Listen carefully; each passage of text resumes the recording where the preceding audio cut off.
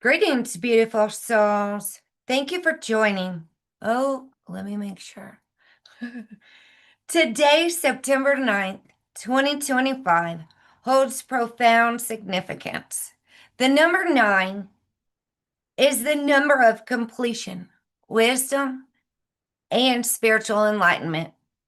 It marks the end of one cycle so that a new one can begin. In numerology, 9 also represents unconditional love, compassion, and wisdom gained through life lessons. This date is especially sacred for me. It is the fifth anniversary of the transition of my daughter Kayla. On 9/9 of 2020, at the tender age of 22, she crossed into spirit. Since that day, the number 9 has become a symbol of her presence, her guidance, and the eternal bond that we share. So, as we gather here today, we are standing in a powerful portal of release, transformation, and divine connection. The energy of 999 invites us to honor what has ended, to embrace what has been learned, and to open ourselves to the new light that is waiting to unfold. Today, we'll look at how conversing with spirit can transform guilt into understanding, shame into acceptance, release blame and reclaim boundaries, use anger and helplessness as a source of sacred power, be at peace with the absence of the physical presence of loved ones. Let us now call in spirit and the angels. I invite spirit, our guides, angels, and loved ones in the higher realms. May your presence bless this sacred gathering today. Surround us with light, love, and truth as we open our hearts to receive wisdom and healing. So it is. So today we are blessed with a very special guest, June Ahern. June is an author, teacher, and retired psychic medium with decades of experience in guiding others to understand the spirit world.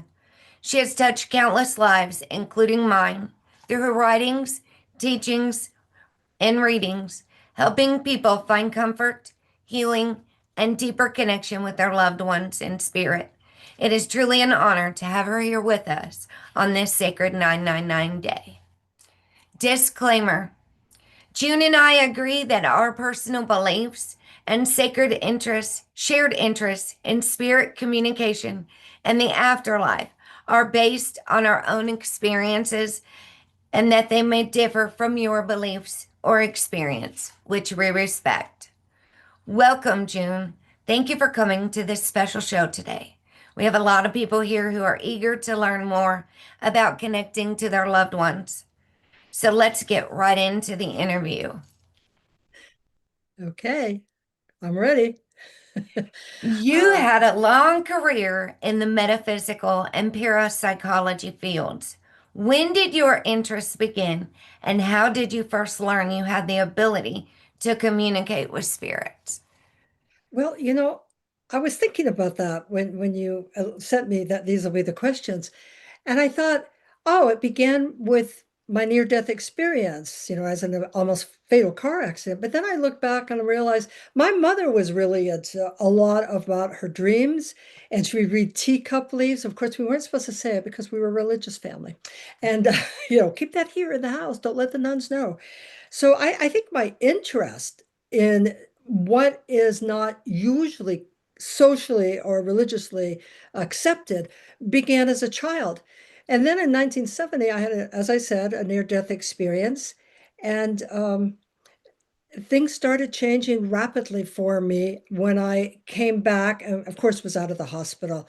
So that's how it really started. It started as a child. I didn't realize that, and then it went on. That's such a powerful beginning to your journey. Thank you for sharing. Before we begin, I'd like to clear up something I heard you say in an interview. You said people should not communicate with spirits. Why did you say that? Oh boy. That caused that interview went awry, and I was being interviewed, and there were a lot of people there, And anything that I learned really about spirits and dead people came through spirit. Later, I read it in books, and so what I didn't get to the place that we're getting to today.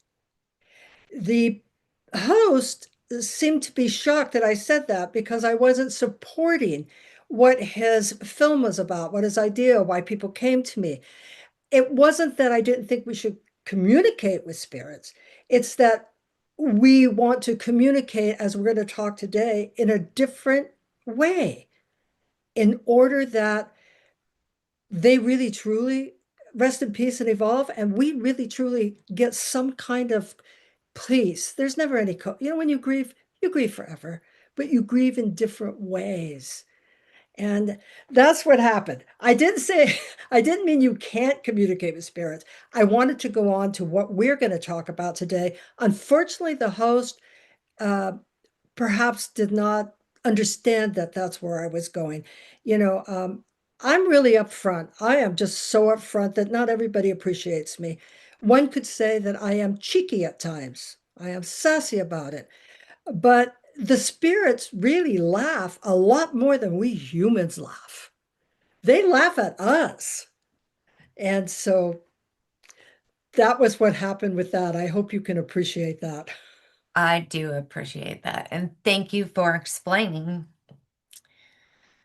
So, on to number three. Who can connect to spirits? Really, anyone who wants to connect with spirit, it some way can do it. And even those that don't want to, that don't believe, I've had people that don't believe, and then later they come to say, this is a really weird thing that happened. What do you think? My phone rang. My mother was on it, but she's been dead. What do you think? So even if they don't want to, it can happen. Now, most people may not know how to connect with spirit in a way that is beneficial to them, in a way that they're comfortable with. So they do go to other people, like they go to a psychic reader. Not all psychic readers are mediums. So don't go to a psychic reader thinking you're going to have a medium. And not all mediums are psychic readers. And so they go to mediums like myself. One thing I've always encouraged, I encourage it in my books, I encourage it in all my talks, is that you can learn to communicate. Now, when I was in deep grief, I did go to a couple of mediums, very well picked out mediums, by the way. Mediums don't have to charge a lot of money, trust me. And so anyone who has faith, anyone who believes it, and if the best case scenario is they just have really wonderful, wonderful memories, that's communicating with spirit. That gives so much hope to everyone watching. You say conversations with the dead rather than communicate with the dead. What, if any, is the difference? Well, we can communicate. And certainly we do that when we leave voicemails. It's easy to communicate. We could say what we want.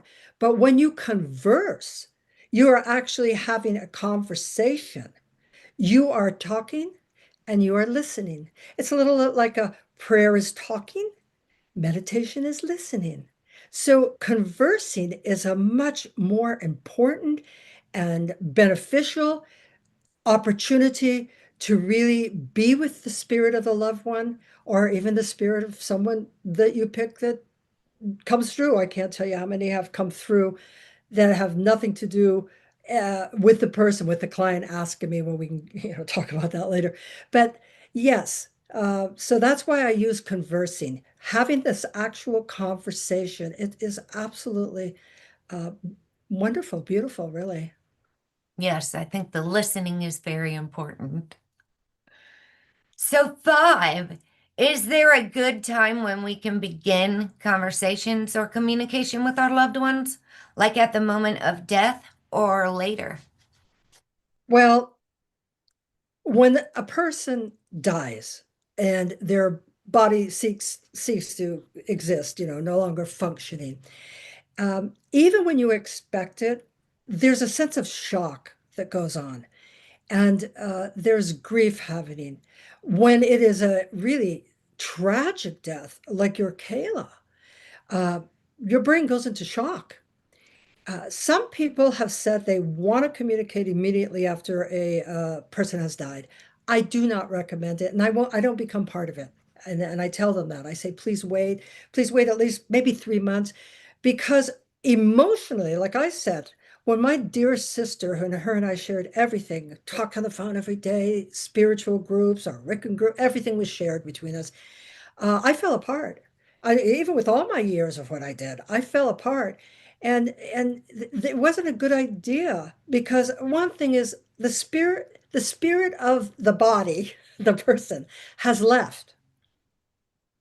What do you think they do when they leave? They're probably, some of them are just as shocked, like Kayla is probably just as shocked. If it's a car accident, if it's an accident, if it's a murder, certainly I've worked with people that they come and their loved ones have been murdered, suicide, fatal car accidents, horrible things. I've been all part of that. And I really say, let them adjust. Let them adjust, just like we are adjusting. And do they stick around for the first year, say? Well, they do. They stick around because they're attached to us and we're attached to them. And there's a lot of crying that goes on. And even spirits, I've had spirits say, "Oh my God, I miss you so much. I can't." So I don't recommend right away. I think that it's better if you wait for about at least 3 months, if not more. That doesn't mean that you cannot talk to them. Absolutely, you can ask them to come in your dreams, and they very well will do that to you. Certainly, I do. I've had a couple of clients that their spirits came like right away. Right away, they came and started talking to them. So there is all difference, but I don't recommend it, especially when it's a sudden and or tragic death. Leave them alone. We talk about rest in peace, rest in peace. We're not giving them peace when we're always talking to them. Let's give them the space. Let them adjust to what happened to them. Remember, they're in spirit. They're still connected. They still have this mentalism going on and connection, emotional connection. That's just my thought. Again, not everybody will have that same experience, and not everybody may agree with me, and that's okay. I can only tell you what I've experienced from spirit a lot more than from living people, physical people. Thank you. You're connected with others in private sessions and with groups and on your own. What do you recommend for those who want to have that conversation with the spirit world? Is there a particular time or place best for these conversations? There is. Uh, there can be. I mean, with me, I've been at like supermarket, standing looking at some canned goods, and the guy standing next to me, and I'm going, "Oh my God, his father's here, and he wants me to say something to him about don't pick that, pick this." So for me, it happens anywhere at any time. A lot of times I'm like, but when we prepare ourselves, we can say, you know what, I'm going to get a hold of Granny. She was a lot in my life, and I really miss her, and I want to talk to her. Find a place where you're comfortable. I love nature. I think that's a great place to go out and sit in a place at say a beach, a forest, your garden, and in your home. Maybe you have some flowers. I always have flowers in my home. And so when a client comes to me, I set it up to where it's peaceful and it's nice. Same thing for you. You could sit in a darkened room with maybe a little lamp on or a candle, and you could just say, "This is a time that I won't be interrupted. I don't have my cell phone there. Don't bring your cell phone in. Don't bring your computer or turn it off. Make sure it's not a time that the kids are coming home from school or the dog is barking and the cat's meowing. Really make it a sacred thing." I have an altar. You kind of see my little altar behind me, whatever hand goes.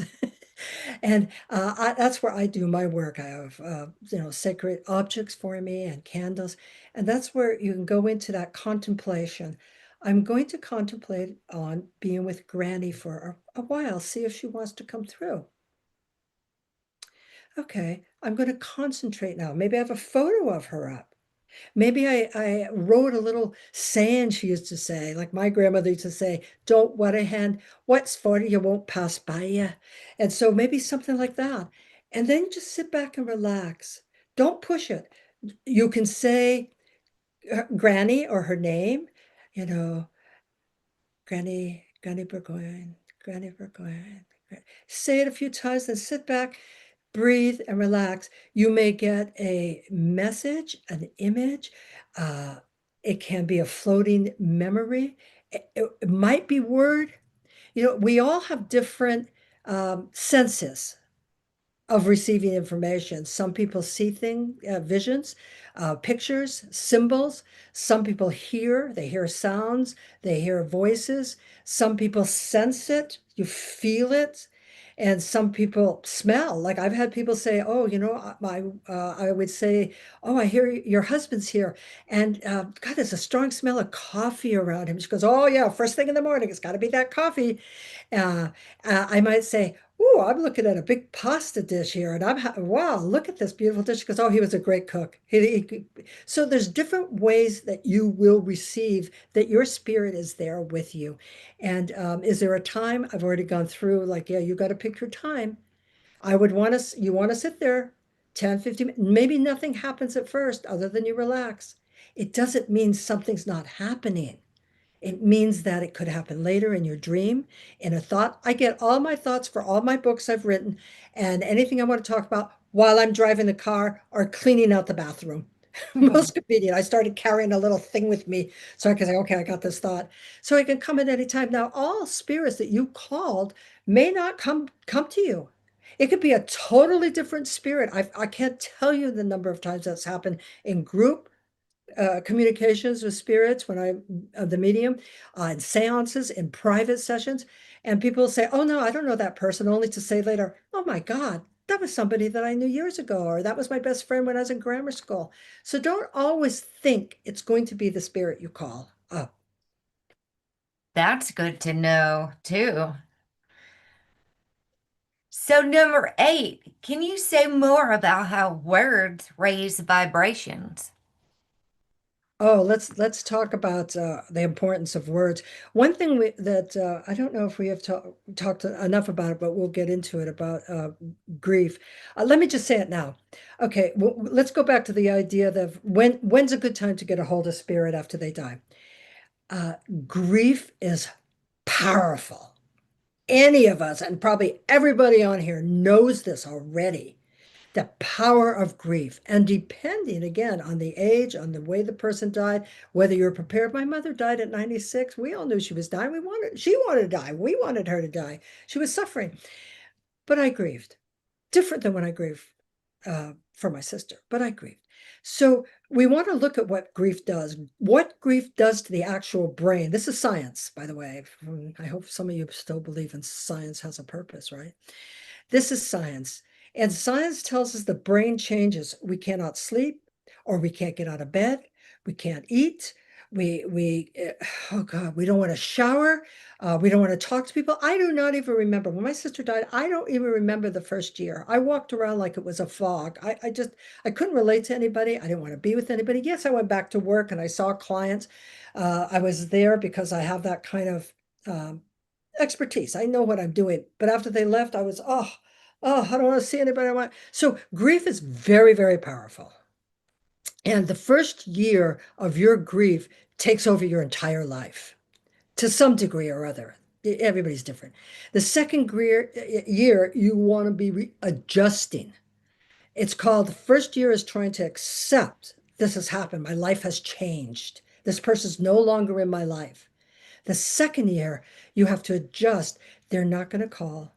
I'm not going to see them at Christmas. I'm not going to be able to hug them in the physical sense. I'm not going to be able to talk to them in the physical sense. So the second year is like that. It's the adjusting around what's going on. It's like a season. The first year, fall, winter, spring, summer.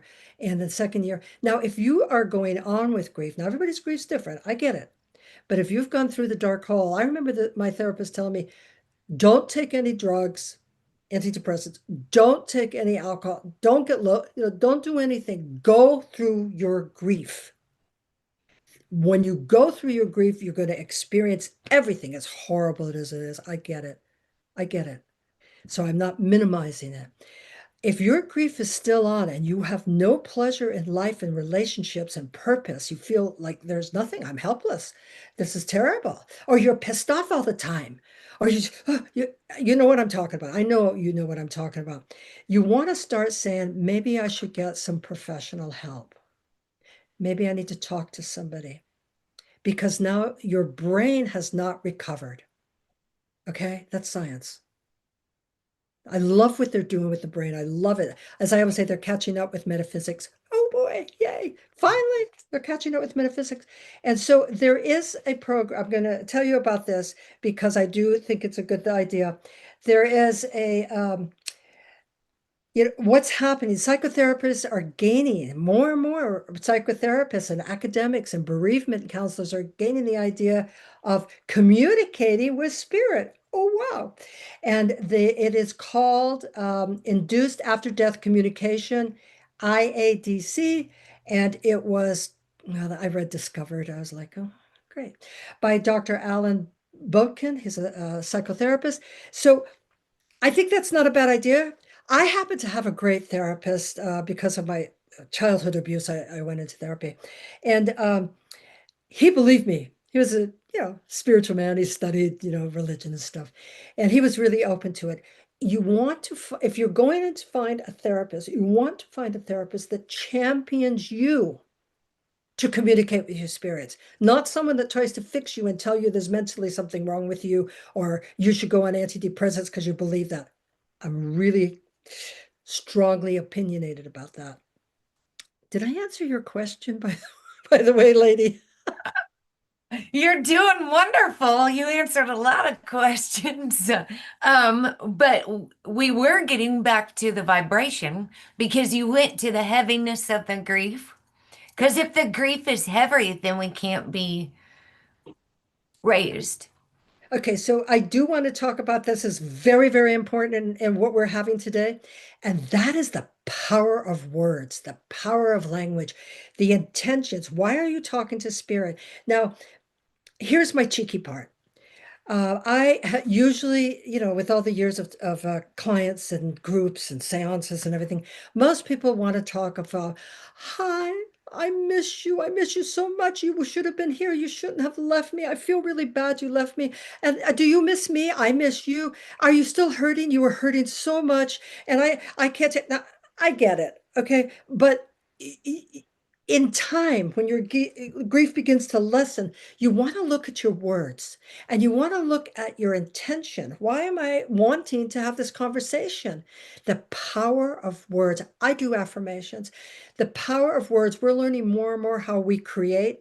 People talk about giving it up to spirit, and they say things like, I don't want to have jerks in my life anymore. I want to have, a nice person. Well, the universe is hearing jerks. Jerks. You're attracting jerks, and there you go. So the power of your words and the intentions of why you're doing it. Now, the vibration, let's talk about that.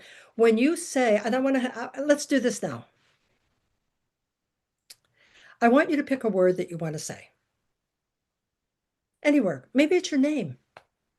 So just say your name out loud because we can't hear you. So go ahead out loud.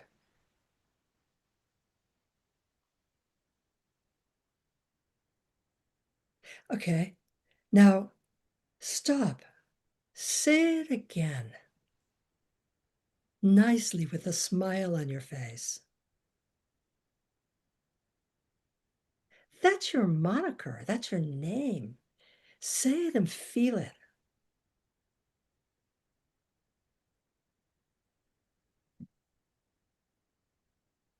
Now, think of a spirit you would like to call into your life and say, beloved mother, beloved daughter, beloved father, beloved friend, whoever you want to call.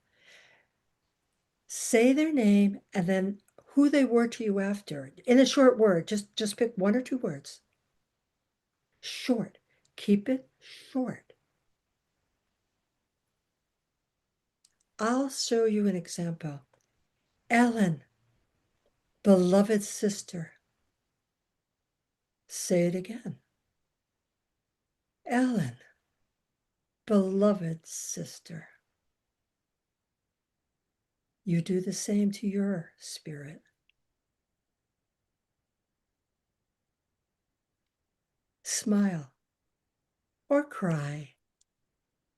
Hug yourself, hug them.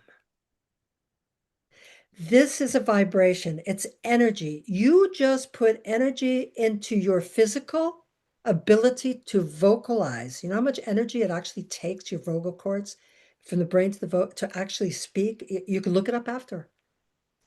It's a lot of energy. That's why people that talk, talk, talk, talk, talk, talk, talk, talk, talk, talk, talk, you go, you know, so your words are sacred and they're powerful. It creates an energy, which is a vibration. Let's think of musical notes. It's a vibration. You ever have, oh my God, my son used to listen to his rap music with the bass going, and I go, oh, turn that bass down. It's a vibration. It's there. And that's what your word is. Your word is a vibration, all your words. And you are creating an energy, a vibration around that. I want you to really think of this and practice it after. Please, please practice it after. You know, that's why we chant. That's why we sing. It creates an energy that comes down to our physical self and goes around our whole being. And then mentally, emotionally, and physically, we are living that vibration. When you speak with spirit, that's what you are conveying to them, a vibration. I hope that answers that. And you can listen to that again and you can practice. I really, can anybody communicate with spirits? You can communicate. Will you get the, maybe the answer you want? Maybe not right away because people don't pay attention to symbols and messages that are coming. They're coming to us all the time. You know, here, here's a funny little story. So I was missing my son. He was down living, you know, in another country and I was missing him. And I was sitting there all gloomy, mother gloomy. And suddenly this bird came to the window and kept flapping the rings at me. And I was like, oh my God. You know, it was like so sudden. And it went away. I started thinking of my son. I go, oh, you know, I really want to see him, want to see him. An hour later, he rang the doorbell. He didn't tell me he was coming back to the country. He almost gave me a heartache. He almost killed his mother. But that bird was telling me I'm getting a message. Nature always gives us messages. Okay. Thank you. That's beautiful. So does that mean no more earth problems? Back to earth problems. Oh, I've done it myself. You know, things we ask our loved ones in spirit. Uh, your brother and I aren't getting along. You know, let's say it's your sister or sibling, brother, or your son and I aren't getting along, or whatever it is. You need to tell him to stop it, lighten up. And the spirit's like, I'm picking daisies up here right now. I got birds singing in my ears. You want me to come back to earth for that? And so yeah, some spirits leave and they just don't even want to talk to us. But it's not they're being mean. They just said, I did this world. I'm done with it. So earth problems. I'm lonely. Please come back and visit me. Financially, I'm broke. What am I going to do? I can't find my rings. Where are they? Why did you leave? You shouldn't have left. Now you made me feel bad. Earth things we want them to fix. Now, I'm not saying we can't ask them to give us insights. And I wrote that in my other book about getting readings, The Timeless Counselor. When you go for a reading, how you ask the question is how you get the information you need. And you know, if you don't know that, so you want to ask in a way that doesn't bring them, keep them in your 3D dimensional space. You know, dimensional spaces. All of this you can look up later. I don't want to spend a lot of time going into all of it. It's, you know, it's another whole talk. But when we die, we're still here. And we're hanging around and we're going, oh, nice funeral. Hey, how come they didn't send me roses? Who sent me carnations? Whatever it is. And so we're still kind of here on this dimension. Then we begin to move to the fourth dimension. That means we're just kind of moving on. You know, it's like your kids when they're growing up. They're so cute. Then they become teenagers, and then they come, and pretty soon they're not paying much attention to you at all, and they're moving on. So you're in this dimension. The spirit has to go. This is my belief. The spirit goes to another side and also some other spirituals believe. And they are adjust, meaning that they are before a panel of higher beings and they go, hey, they're not being judged, they're adjust. So they go, hey, we saw here a time, in the life where this thing happened, and what do you think about that? And how did you feel about it? And what's going on? So they're looking over their own life. And while they're looking over it, we're having the earth problems in our ear, earth problems coming to us. Again, I'm not saying you should not talk. I'm saying adjust how you communicate with them in time as your grief begins to, oh God, lighten up just a little bit, like have a better day, maybe have one better day. And so that's the vibration of words. Set your intentions. Why am I contacting Ellen today? What's my purpose? What is it I might want to know? How do I want to be her to be a part of this conversation? So that's that vibration thing again. I'm sure that makes a world of difference. So, getting back to the purpose of our talk, how do we evolve with spirit? That is the very purpose of our talk. And we've if you take down what we were speaking about and you bring it again, you can perhaps when the person dies right away, we can begin. We're already having to change. A change is taking place. It's not just taking place. Remember, it's taking place in the brain. It's taking place then mentally and way of thinking. So we evolve in time when we're ready. Now you remember from the first, for those of you who watched the first video, where Lady and I I talked about, we did a little talk preparing you for here. And I talked about a woman, and the woman was, both her sons had died as young adults within a year of each other. And of course, after her period of grief, they came to her and they started going, hey, Mom, remember all the fun times? I don't know if you have sons, but they're really very funny, mostly. And so she started talking about, really what could she do? What they wanted from her. They wanted her to be more joyous of them, to recall all the good things they did in life. And so she began to evolve her own self by really paying attention to what is it I have to learn. Like, let's take an example. Say we would really like to learn how to have a better relationship with a certain person, or start a new relationship. So we call upon our spirit. We say, you know, I believe I'm ready now. I'm ready to go ahead and have a different relationship, a different kind of relationship. Maybe there's somebody that you'll name, and it doesn't seem to be getting anywhere. Can you give me any thoughts or insights into myself? Could you look at me and remind me of maybe something about myself? Is there something I have to learn here? And the spirit then says, well, you know, you always meant to pick jerks, don't you? Uh-oh, I do. So what do I need? Oh yeah, you're right. So I'm more mindful. I'm mindful now because the spirit said that, hopefully with a little bit of humor. And the spirit says, yeah. And so why don't you be aware that there could be a person that is better for you? And then of course, relationships, you do the pros and the cons. Me, I did, a spell and lit the candles and everything. It worked, by the way. And for me. So the spirit is evolving because you're having a better life. You're coming from your heart. You're feeling better about who you are. The spirit is happy. They're elevating. They've done something good. They're sharing with you your evolution, your ability to be mindful, to learn lessons, to stay open, to do things differently, because they're learning to do things differently in looking at how are they coming back to reincarnate. I happen to believe in reincarnation. I know everybody says they're not coming back. The idea is to become whole. So that's just a little example. So how we evolve is we ourselves living more fulfilled, more with purpose, more mindful of ourself, more mindful of sharing that place of peace and love and compassion and awareness.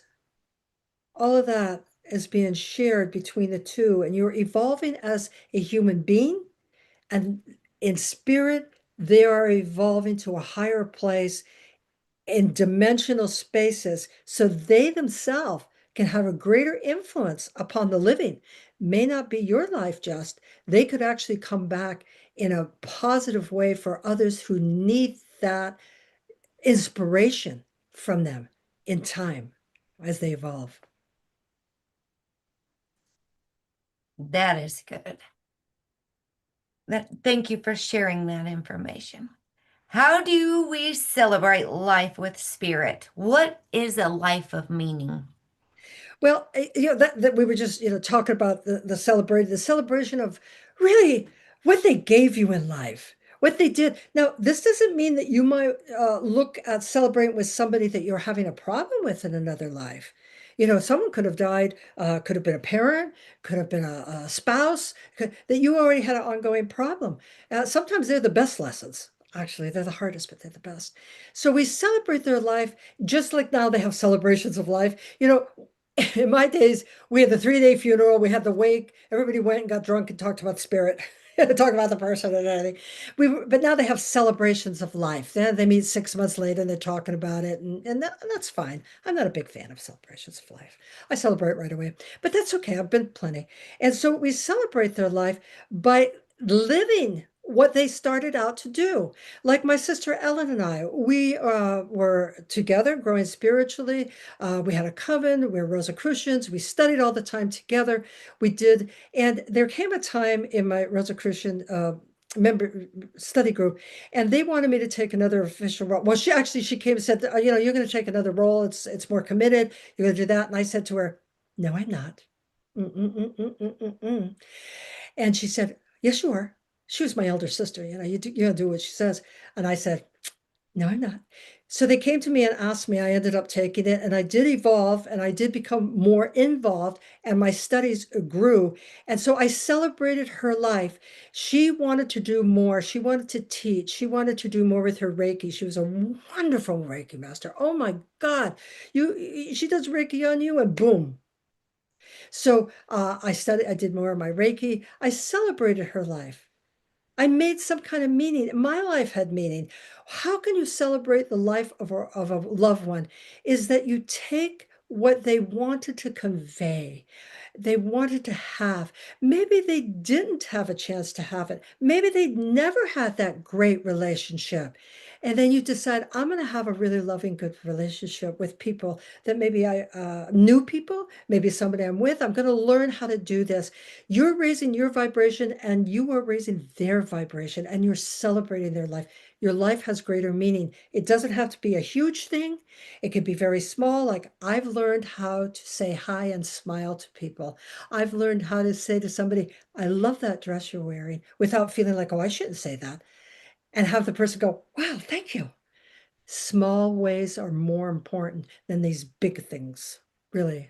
So that's celebrating. Celebrating their life becomes the celebration of your life. Beautiful.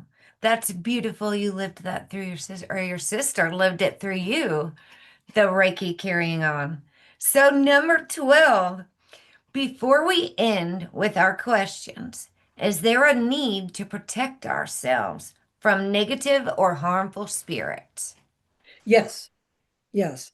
I'm not a superstitious person. And I'm a paranormal investigator on the Haunted Bay. I've gone to lots of places. I was down in Jamaica. They brought me down there. I've seen things that uh I never thought it really existed. I'm a very skeptical medium, very skeptical psychic. So I was like, well, I don't know about this. And as soon as I say I don't know, then the spirits go, okay, well, let's put you in a situation where you can learn. And so it's just like we protect ourselves with boundaries. And I think, lady, that we're going to talk a little bit about guilt and something like that. But we have to protect ourselves in the way that we are aware that I call them vampire entities. Oh, God, I cannot. We don't have time for me to go into all of this. It's in my book anyway, if you want to read about. And they can come and they can take away your energy. How you protect yourself is you say, this is a possibility. It's just like vampire people. You ever get somebody that is just miserable and they get you and they talk to you and they're friggin' go on and on and on. And you're either on the phone or you're looking and you're thinking, God help me, get me out of this. And they're so negative. You don't need to spend time with them or just minimize your time. I want to make it real to you to realize how negativity affects you very badly. Be very careful. So, can spirits do that? Absolutely. I don't use the Ouija board. I don't like the Ouija board. I think that spirits can come through in it. I know there's people that love the Ouija board. I don't need to hear from you. I got it. Okay. My experience. I've had negative experiences. There could be a spirit that is pretending to be your loved one coming through. How do you know? If your life does not become peaceful and more joyful and more at ease, even your health, and you're speaking to a spirit that is in some way causing you frustration, irritation, depression, oppression, your health is starting, you are in touch with a negative spirit. Now, you can't go to certain people. Be very careful of this. You can go to people that can help remove it. Reiki removes a lot of that.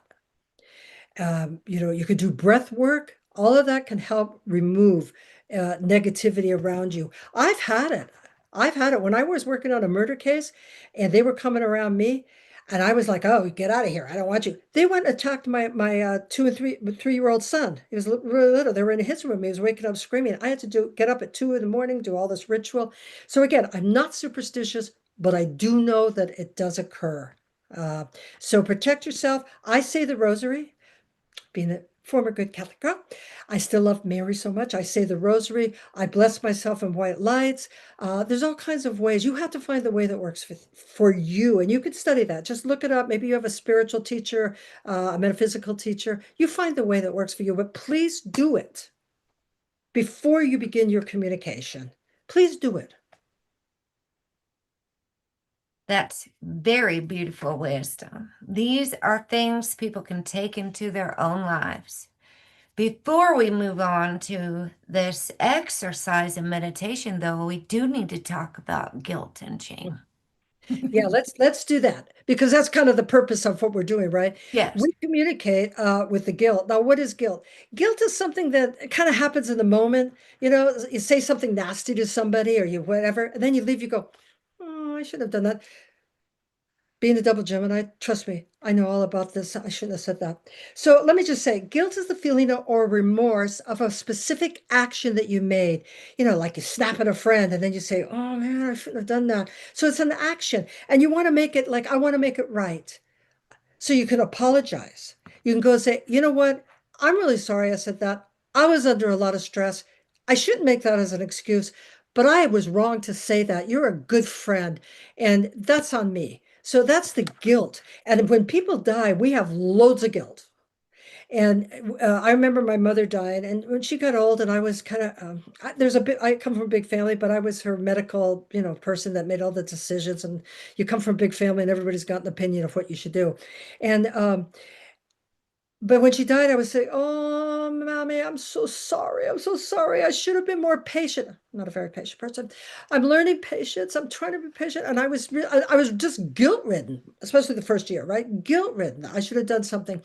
And she would say, no, I love you. You're a good daughter. And then finally one time she said, oh, for God's sakes, June, will you stop it? You've done enough. Will you leave it?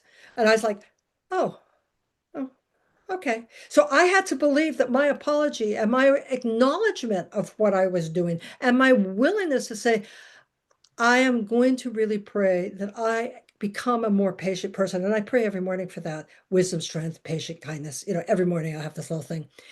So that's guilt. Guilt is when they die, we feel we have not done, we did not do something enough. We didn't take care of them enough. We didn't call them enough. We didn't recognize their depression or their illness, whatever it is. That's a great conversation to have with your spirit and say, listen, I apologize and I didn't know. And I really would like to find a way while I'm living. to learn how to pass that, to pass that on to others, to be more patient, not to use my tongue to be, vicious to somebody, get pissed off, especially in the driving. Oh God. Not to use all the slurs that there are, regardless of whoever is annoying you while you're driving. So it's learning. It's a learning thing, and it's a big part of spirit communication. Do you understand this, right, lady? Yes, if I could understand anything, it could be guilt with child loss. Absolutely. And moving on from that and not letting it take hold of my life and keep me stuck. And I would like to share, even before we move on, that like I am in the women who have lost a child groups, Mother of an Angel and things.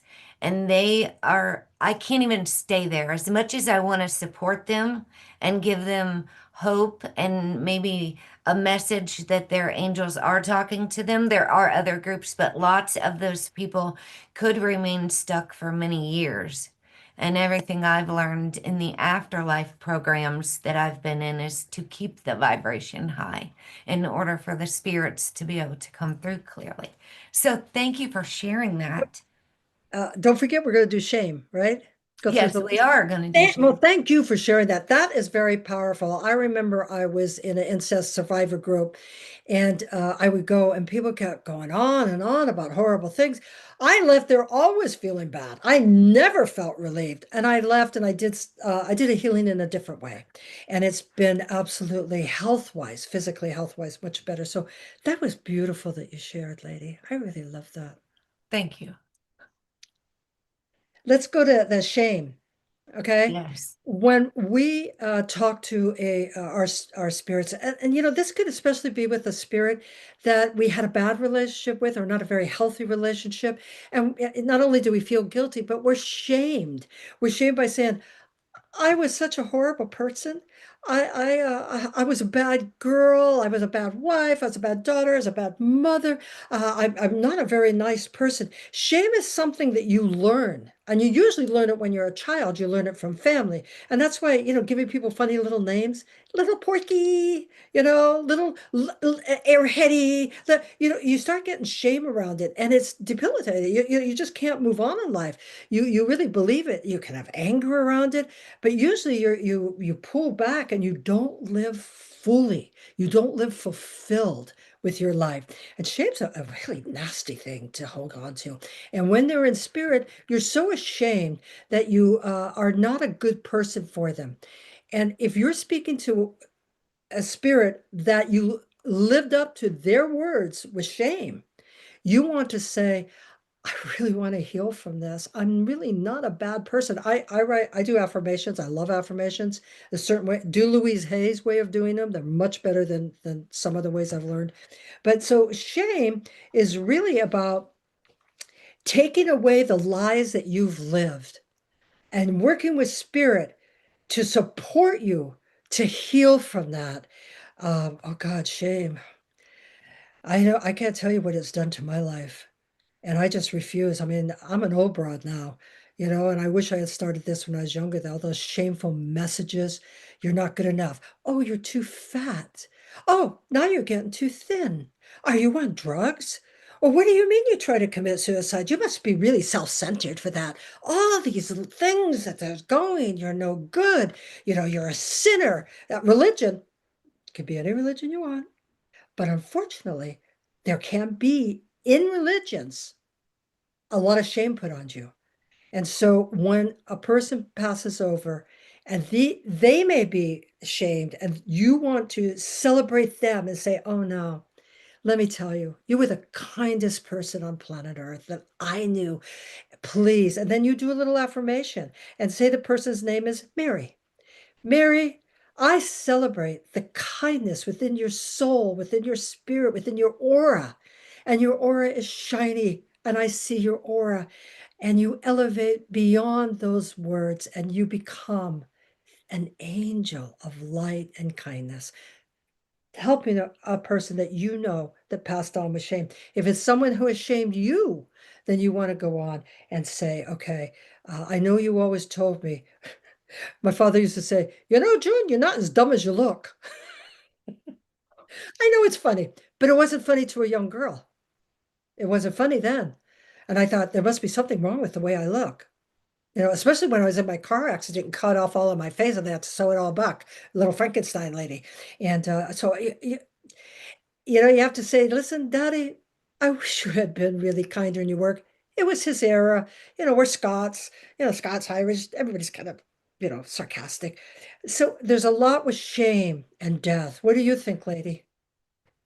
I believe that's a big factor in holding on to it, especially if there was hard feelings. I think people might even avoid spirit communication if there was a bad ending with a relationship or something. You wouldn't want to even communicate with the person, not even in spirit later. So I think it could bring great healing. One of the things they teach us in recovery is that shame keeps us sick, like our secrets. It literally makes us sick. It causes us to run, hide, lie, drink it away, whatever. So I think it's very important, and I'm very glad we talked about the difference between guilt and shame. Yes. Yeah, I didn't think about it as much, I realized, wow, yeah, the guilt for me has been kind of easier. The shame part, as you said, it makes you physically ill, mentally ill, emotionally ill, physically ill. Um, so we're talking about releasing blame. Yeah, we got to hear and that sense of making healthy, reclaiming healthy. If not reclaiming, because you may not really know about, yeah, we were brought up to say, what's your boundaries? Don't let people touch you that makes you feel bad. That's something many of us, well, I'm older, so maybe in the younger people have learned. And it's releasing that need to blame yourself, but also blame other people. I can't tell you the amount of, I spent a long time, as you can kind of gather by now with my background and such, um, it just really letting go of blaming. The reason I'm this way is because I was treated that way. The reason I'm this way, and you justified that. You justify it. You can even be blaming spirits, especially the ones, as you say, you didn't get along with. They died, and you were like, "Ugh, let me dance on your coffin," kind of a thing. And it kind of stays with you. It just really stays with you. And so blaming someone for now. I've had people say, and I think I wrote about this in my book, why did you drink so much? If you hadn't drank so much, you'd still be with me. You didn't care about me. You just cared about yourself. That's how people think about people with addictions. Like, oh, you're just so mean. And oh God. Anyway, so it's letting go of the blame and say, you know what? I accept me, I accept you, and making healthy boundaries. I say just start out with making really two healthy boundaries. And that could be, I love me enough that when you take up my time with your anger or your misery, I'm going to say, you know what? I'm sorry. I'm sorry that this is hurting you. I really can't talk to you about it right now. You know, you don't have to give it. I learned that in Al-Anon. When I, became a sponsor, my sponsor said, if someone calls you and they're always going on about something, say to them, I'm really sorry you're having that. I'm going to wish that you would get professional help or speak with another sponsor.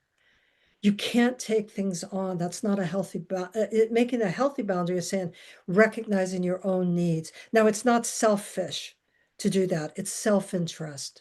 So make healthy boundaries that gives you an opportunity that to feel good. You could still help people. You absolutely, but you don't have to override your own need of taking care of yourself. So start out with two and then work your way up. Yes. So don't you think that I'm going to add this in?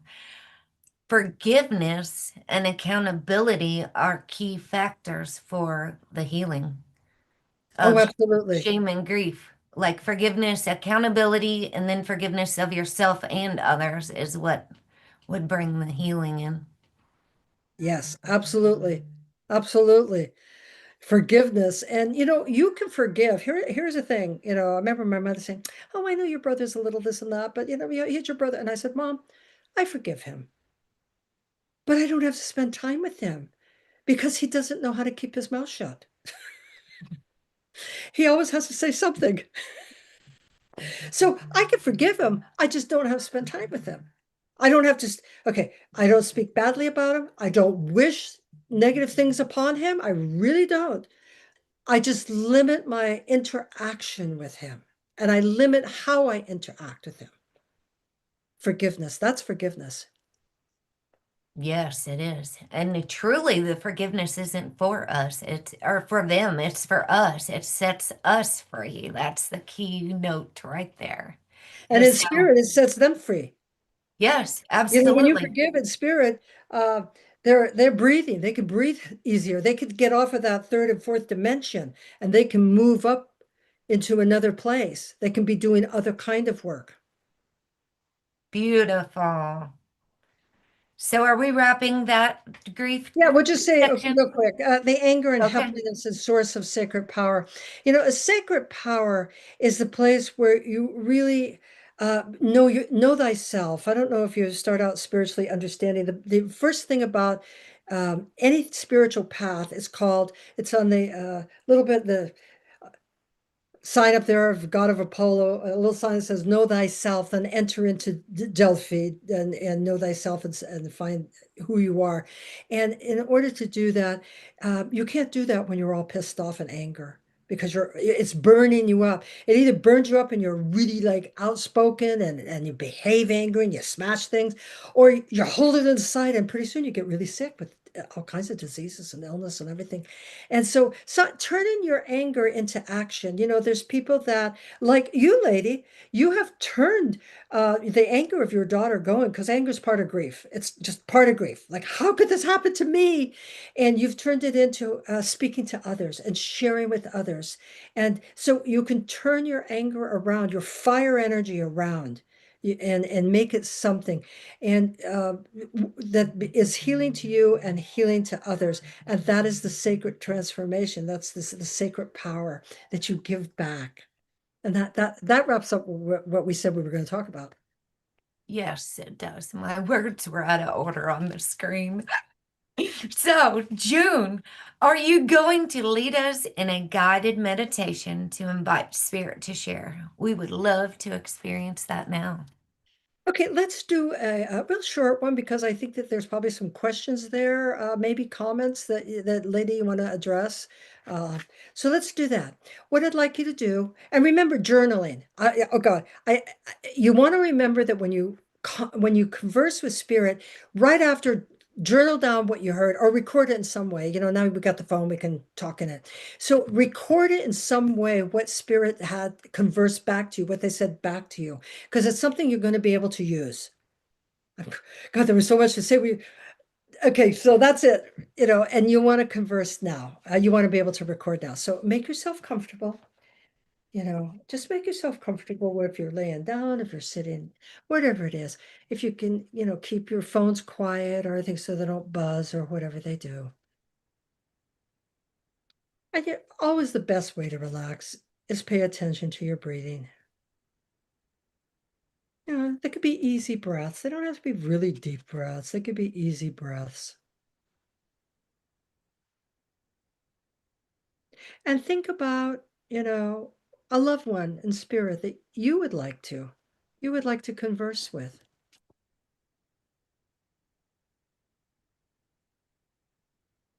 It could be anyone. No, maybe you're thinking of a few, and that's okay. Maybe you'll say, you know, I'll put up two names. We'll see which one comes through. Or you only have one. And you say their name 3 times, gently, wonderful, laughing, however you want to say them, even if a tear escapes.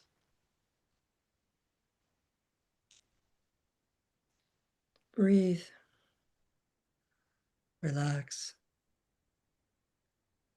and you say, Dear loved one, I am open to learning what you are learning on the other side.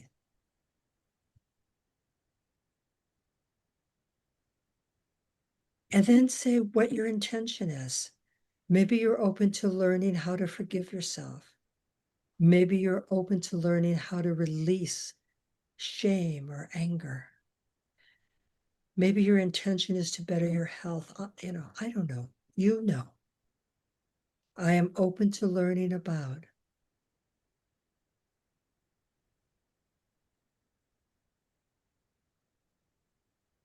Dear loved one, if you have an insight, some way I can learn more how to be healthy, to be more peaceful, to celebrate life, to spiritually evolve with a clear purpose on earth for this lifetime, please share that with me now. I am open, whether you say it, whether you show me an image, a symbol, a sense, a scent. I am open to share with you.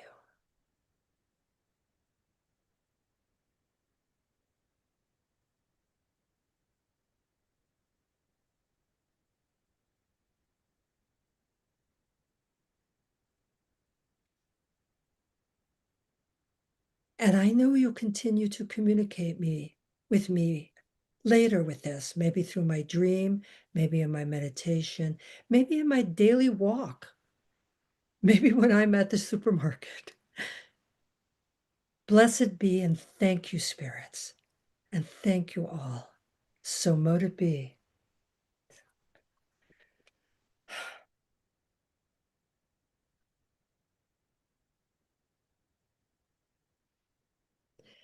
Now take your journal, your pen, or your phone and just make a few little notes there. What you experienced, what you saw, heard, felt, smelled, tasted, however you want to do it. Just take a moment and just jot down a little bit. You'll have more time after because we're going to go on to take maybe some comments or questions. And let's see what happens. I am going to scroll over here to see what we have in our chat. We have two lovely souls from Scotland, I see. They came to cheer you on, and she said, Sharon said she can hear a little bit of your accent still. Well, I'll have to do better. There you go. I can't see the entire chat though. Let me see something here. All right, I can see it up here. So, does anybody have any questions? Sharon is so excited watching me grow in this journey. She's from Scotland, and so is Debbie also. Let me see here. Is Debbie wanted to like plant flower, do a garden or do something that she like spruce up her garden or spruce up. I'm feeling that she's in the garden, the place of growing, and will do that through a physical movement, like planting flowers or planting some sort of herbs, planting something and flowers. It will give her the space to clear her mind because oh my gosh, she's just got so many in her mind, always talking to her, live and dead. And she needs to just kind of settle that up, Debbie. I just picked it up. I had to say it. Thank you for bringing that in because Debbie is going through a transformation in her life. So I'm very glad to hear that. I don't know if she's planting a garden yet. Debbie, are you planting a garden? June's bringing in some messages that she hears that might be relevant to anybody that's in the chat. So if you guys have questions, speak up or forever hold your peace. Now's your chance. Is there a Sophie? There is not a Sophie in the chat. Does anyone here know a Sophie? Anyone in the chat? Or there's not a Sophie talking in the chat. I guess maybe there's a watcher. I'm trying to see if there's any more questions. If anybody said one that I didn't see. Sharon says it's a mindful exercise of your own vibration too. Your loved ones would wish you to be peaceful.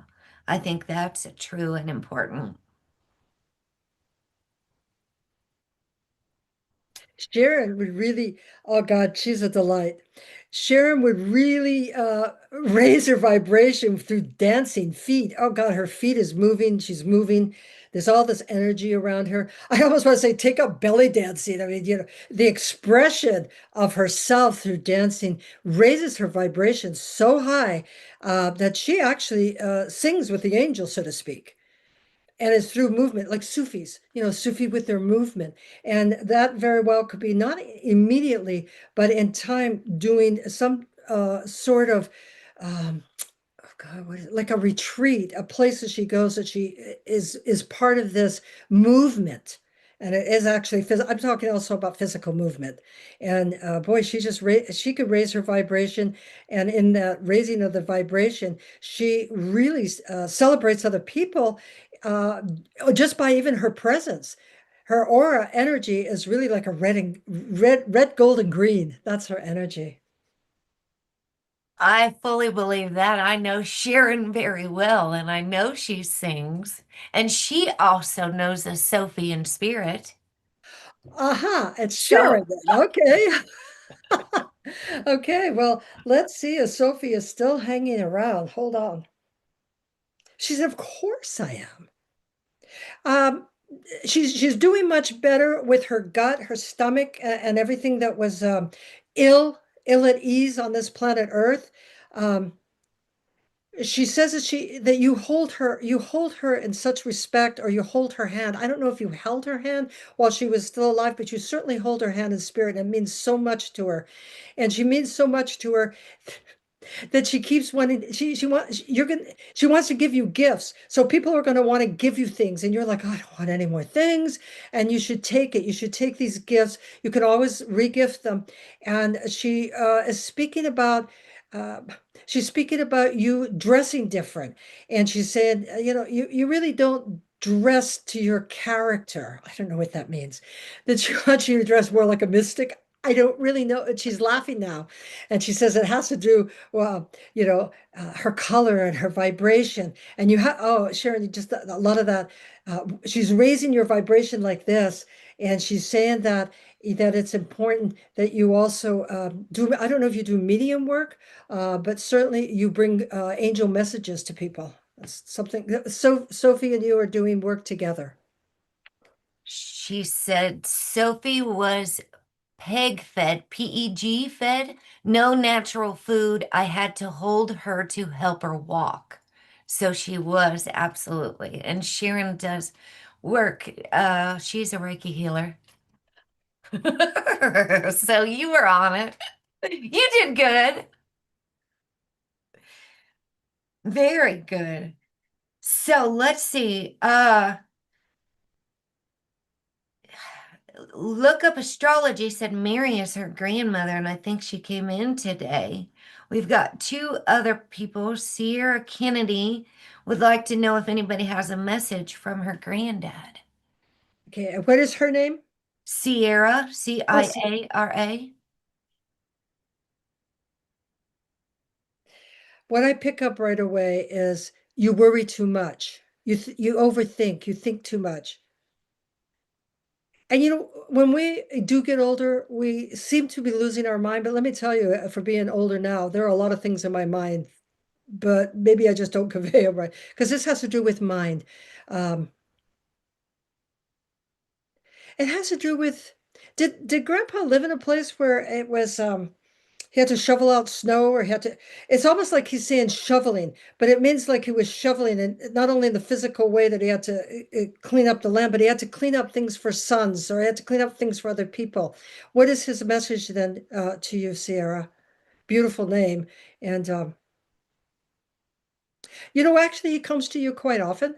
He actually is with you, sitting with you, and he sits with you, especially when you're saying, doesn't anybody hear me? He always hears you. He also says, I didn't always do the best. When he was a young man, he was in his 20s, his 30s. He didn't do very well to other people, maybe relationships or whatever. Um, so he's going through a healing of that. He's going through his own talking to his angels about letting that go, that he didn't do enough, because he actually really did do enough. But Granddad never thought he ever did enough. But I want to tell you, he's with you. He's with you a lot more than you might. And what I'd like you to do is sit and feel his warmth. Sit and feel his hand on your shoulder. Um, his is his son in spirit, or his son is not doing well physically because he's really kind of concerned about this son. That's what I'm picking up. I hope that resonated for Sierra. I don't, yeah, she said yes, he loved trains. She hasn't, I'm waiting to see if she says anything else. That was good though. You're doing great, June. I Right have now one I'm of in the the best mood. Right teachers. now I'm in the mood. I could stop at any time. And Sharon said that she's also a medium. I didn't add that in. And she does also work with autistic children. So she's on a special mission here. And so I know she does love to sing and dance as well. She sent me some Scottish songs, by the way. I don't know if you ever got that one from me. I sent it on Facebook. All right, so we've got if Sierra is done with her granddad. I didn't hear about her dad anymore. Or his son. You were talking about he was worried about his son. So Andrea Hector said, Spirit, I'm open to receive a message from my dad, Hector, or any of my family members. And what is her name? Andrea. Andrea.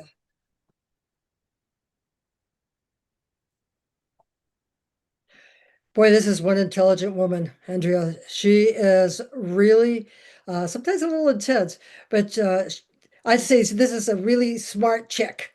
Are we allowed to say chick, or is that out of the thing? This is a smart woman. And the way to celebrate Hector's life, the way to celebrate is to continue with her sharing, reading, maybe even teaching, talking to people, showing people how they can raise their intelligence too. Um, and it feels like there's some sadness here. She either wasn't with her father at the time of he was gone, or she didn't. They didn't melt us together, fix some things, and he understood. But there's something confusion here around family problems, and things that were interfering. I want to say to Andrea, sometimes we just have to love our family, but kind of let them go. Their ideas are different from ours.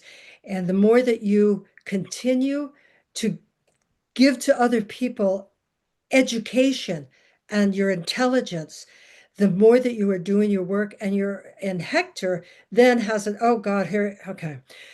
Here's the two grandparents or two people coming through, and they're behind them going, yeah, yeah, we want to talk to her too. We don't have all the time to talk to everybody, okay? You really connect with spirits easily. And, when the Day of the Dead comes up, or that this is a great time for you, and just be open to them. That's all I'm getting. There's too many coming through at one time, so I have to kind of stop it. That's a good message. We do have also, Andrea said, no, I didn't get to see or talk to him before he passed. Yes, his brother fought with me over his estate.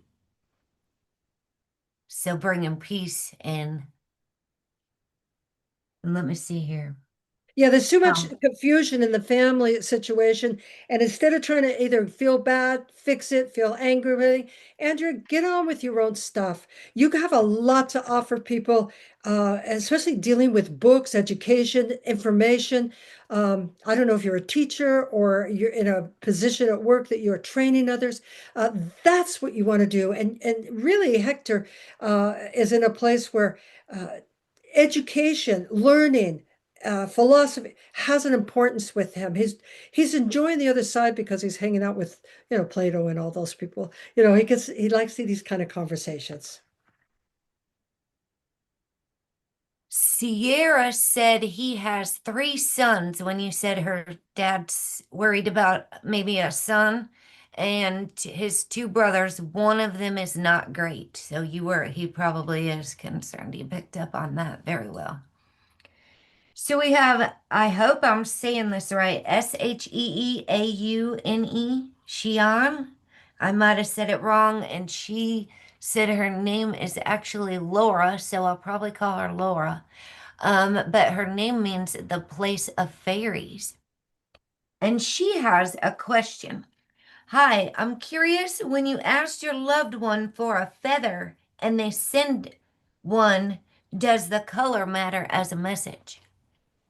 Well, it certainly can. And feather is a great way. I'm glad you brought it up. It's like finding a dime, finding a nickel. When you're thinking of the person, they're always trying to give us symbols. It's not easy to get from the other side here. It takes a lot of their energy to communicate with us.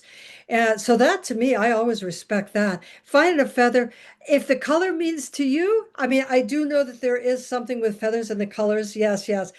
Colors are powerful messages. Any colors. That's why the aura is filled with colors. The universe, the cosmos, all filled with color.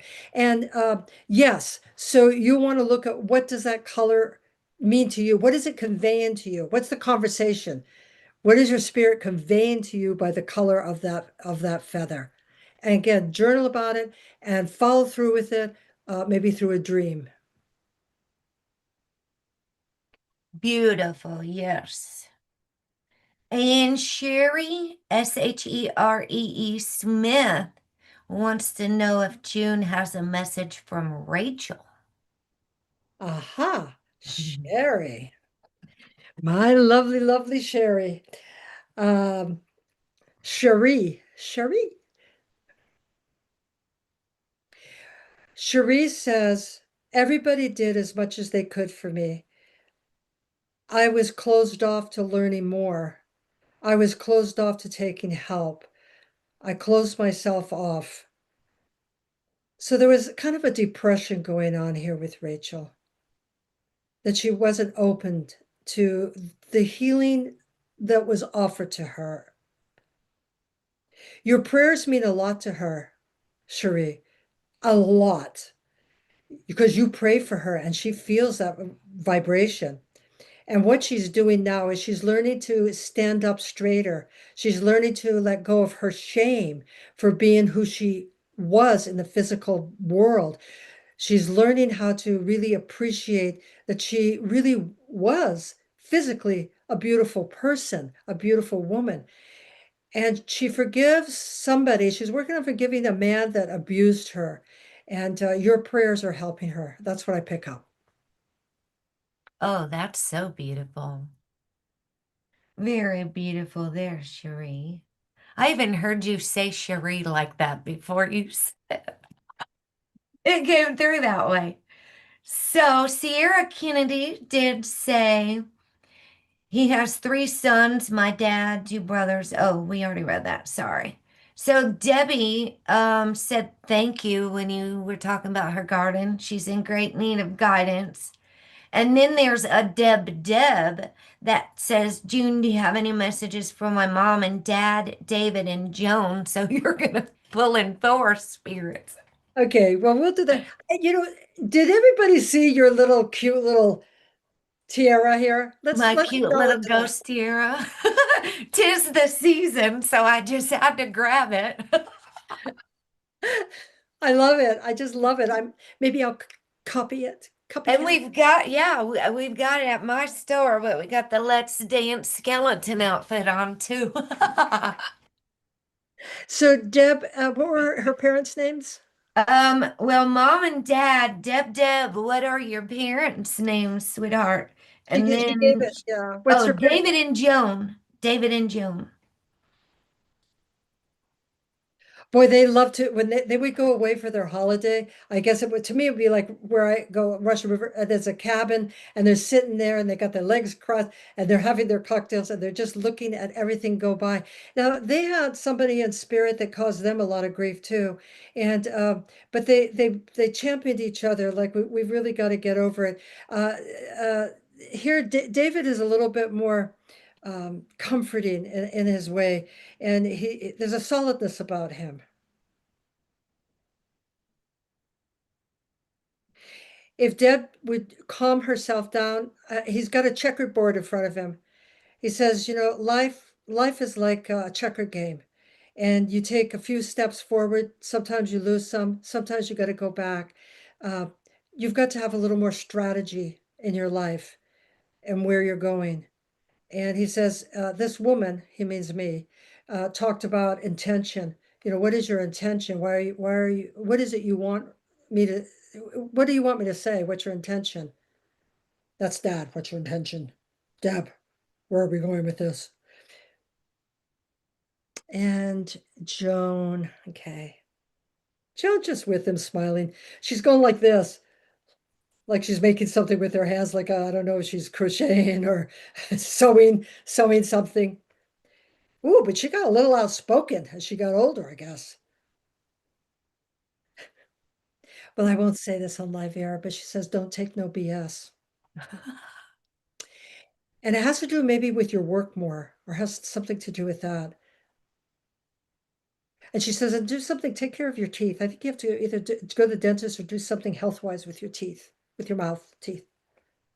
I love you. Oh, Mom says, I love you. Ooh, it's so strong. Okay, that's it. I think that's the end of my time for giving messages here. Okay, we only had one more. You want to do one more?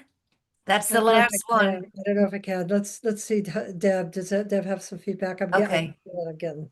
Okay, yeah. And I want to tell people real quick while we're taking a moment to see if Deb talks.